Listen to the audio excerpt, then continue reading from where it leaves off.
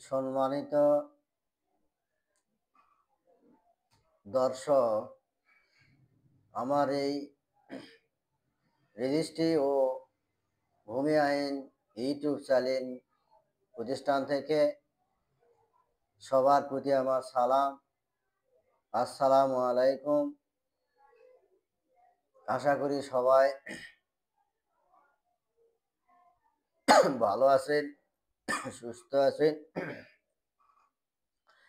সেই সাথে আমার এই ইউটিউব চ্যানেল যারা এই মুহূর্তে দেখতেছেন, শুনতেছেন, সবার প্রতি আমার কৃতজ্ঞতা, শ্রদ্ধার সাথে আজকের এই ইউটিউব চ্যানেলে আমি উপস্থিত হয়েছি যে বিষয় নিয়ে, সেটি হচ্ছে বিনিময় দলিল কেন প্রয়োজন, কি কি কারণে বিনিময় দলিল বাংলাদেশের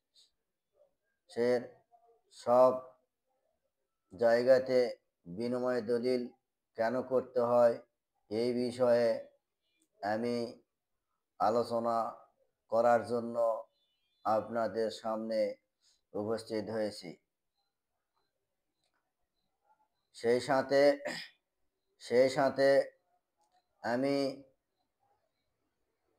আপনাদের প্রতি আকুল আবেদন যে আমার এই ইউটিউব চ্যানেলটি দয়া করে সাবস্ক্রাইবার করবেন বা সদস্য হইবেন, মতামত লিখবেন, শেয়ার করবেন, লাইক করবেন এবং আপনারা আমার এই ইউটিউব চ্যানেলটিকে সবসময় আপনাদের প্রশ্ন করবেন। আমি যথাসাধ্য চেষ্টা করব আপনাদের প্রশ্নের উত্তর দেওয়ার জন্য।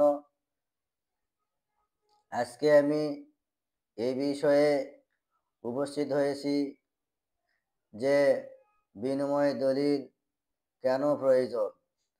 অবশ্যই আমরা সামাজিকভাবে বসবাস করি, সেই সাথে সামাজিকতার মাধ্যমে মানুষের অর্থ সম্পদ, বিত্ত সবই প্রয়োজন। এর জন্য প্রত্যেকের কিছু না কিছু জমি জমা রয়েছে, সুবিধা অসুবিধা বিভিন্নভাবে জমি ভোগ দখল করিয়া থাকেন। ধরুন, যে কারণে বিনিময় দলিল বা আবাস দলিল করা হয়, সেটা বাংলাদেশের গ্রামগঞ্জে, প্রান্তরে, মাঠ প্রান্তরে সকল মানুষই অল্প এবং বেশি যে যেভাবে বোঝেন বিনিময় বা আবাস দলিল করতে হয়, সবাই এর বিষয়ে অভিজ্ঞ রয়েছে। তাই আমার এই চ্যানেলটিতে প্রচেষ্টা যে সবাইকে একটু সহযোগিতা করিয়ে আমি এই কার্যক্রম পরিচালনা করি। 1 নম্বর বিষয়টি হচ্ছে যে বিনিময় দলিল কেন প্রয়োজন। সর্বসাকুল্যে কথা পয়েন্ট অফ করলে, ভোগ দখল সুবিধার্থে মানুষ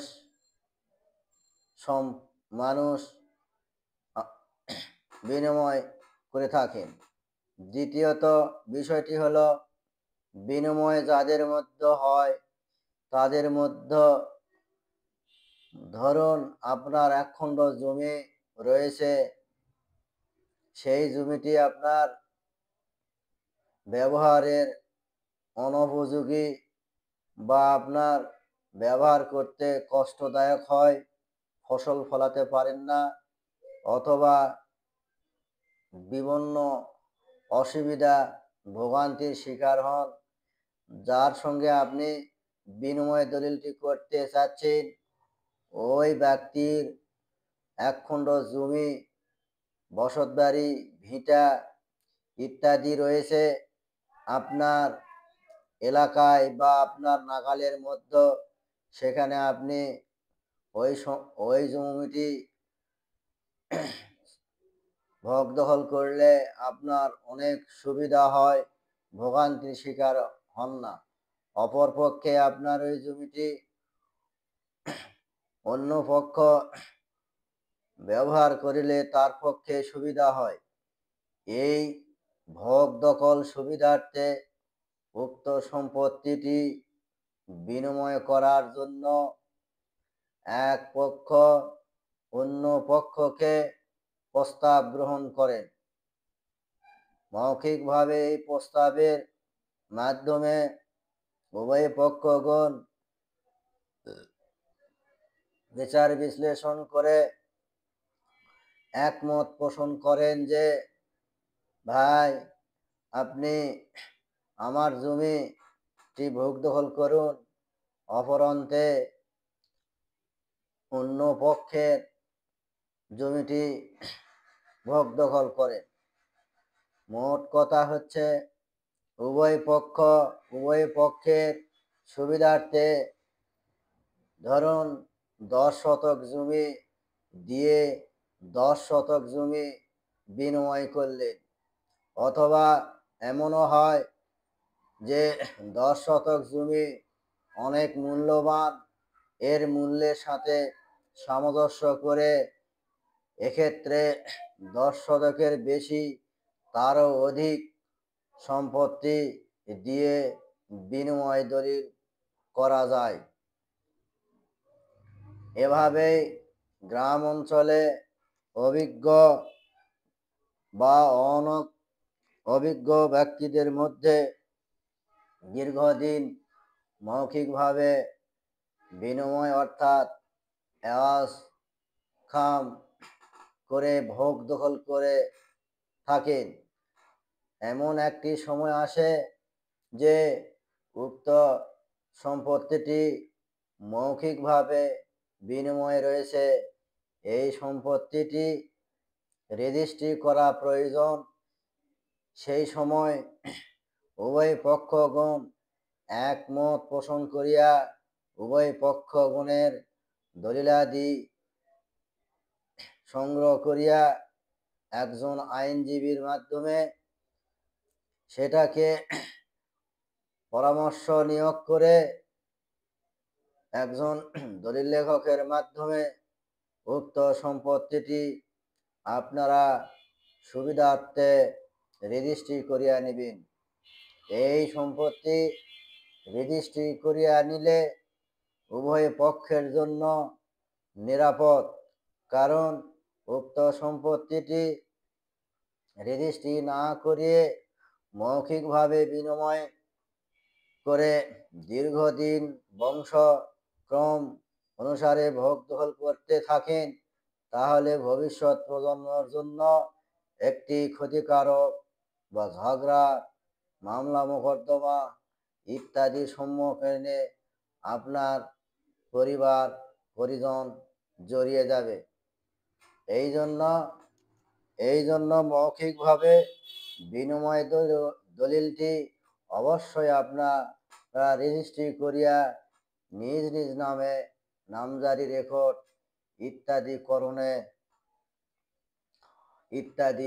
করণে লিপ্ত থাকিয়া চিরকাল ভোগ দখল করিবেন।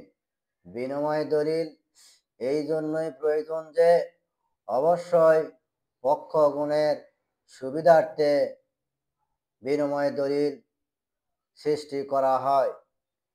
আমি ছোট করে আজকের এই আমার ইউটিউব চ্যানেলে থেকে বিনিময় দলিলটি প্রাথমিক ধারণা সম্পর্কে আলোচনা করলাম। অবশ্যই আপনারা এই বিনিময় দলিল সম্পর্কে অবগত হয়েছেন, সেই সাথে অবগত হওয়ার কারণে আপনি যদি উপকৃত হন তাহলে আমার সার্থকতা। আজকের মতো আমি বিদায় নিচ্ছি। সবাই ভালো থাকবেন, সুস্থ থাকবেন। আল্লাহ হাফেজ। এই বিনিময় দলিল সম্পর্কে আজকে প্রথম ধাপ আলোচনা করলাম। দ্বিতীয় ধাপ হচ্ছে বিনিময় দলিল রেজিস্ট্রি করতে কত টাকা খরচ হয়। তৃতীয় ধাপটি হচ্ছে বিনিময় দলিল কি কি কারণে বাতিল হবে। আপনারা অবশ্যই আমার এই তিনটি ধাপ অবশ্যই মনোযোগ দিয়ে শুনবেন। এটি তিনটি ধাপই অবশ্যই ভিন্ন ভিন্নভাবে আপলোড করা হবে। সবার দীর্ঘ আয়ু কামনা করে আমি মোহাম্মদ আব্দুল হাকিম খন্দকার, দলিল লেখক, রূপসাশিয়া সাব রেজিস্ট্রার অফিস, বগুড়া। আল্লাহ হাফিজ।